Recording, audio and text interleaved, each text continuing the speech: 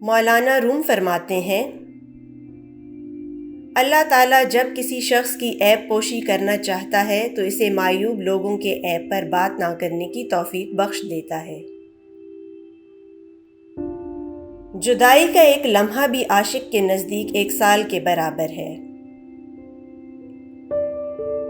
جو عشق صرف رنگ و روپ کی خاطر ہوتا ہے وہ دراصل عشق نہیں فسق ہے، اور اس کا انجام شرمندگی اور رسوائی کے سوا کچھ نہیں۔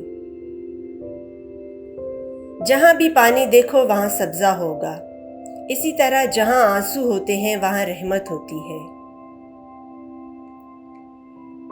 جو شخص کسی گناہ کا طریقہ ایجاد کرتا ہے اس پر ہمہ وقت لعنت آتی رہتی ہے۔ عدل کیا ہے؟ درختوں کو پانی دینا۔ ظلم کیا ہے؟ کانٹوں کی پرورش کرنا۔ درویش کی مثال ایسی ہے جیسے کہ ایک خالی گھڑا ہے جس کا منہ بند ہے۔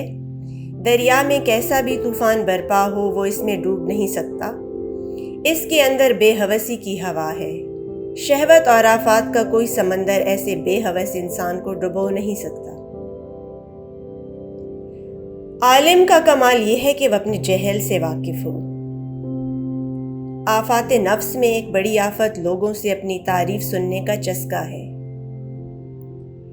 اگر تم دوسروں سے محبت کے خواہاں ہو تو صرف محبت کا مطالبہ نہ کرو بلکہ خود ان سے محبت کرو۔ اگر تم میں وہی عیب موجود ہے جس کی بابت تم دوسروں پر طعنہ زنی کرتے ہو تو بے خوف نہ رہو۔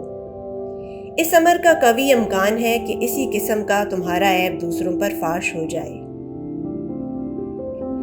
شیطان انسان سے الگ کوئی مستقل وجود نہیں رکھتا۔ نفس امارہ اور شیطان ایک ہی معنی کے 2 مختلف صورتیں ہیں۔ حکمت کا آغاز حیرت سے ہوتا ہے، حکمت کا انجام بھی ایک دوسری قسم کی حیرت ہے۔ پتھر موسم بہار میں بھی سرسبز نہیں ہوتا۔ خاک ہو جا تاکہ تجھ سے رنگا رنگ پھول کھلیں۔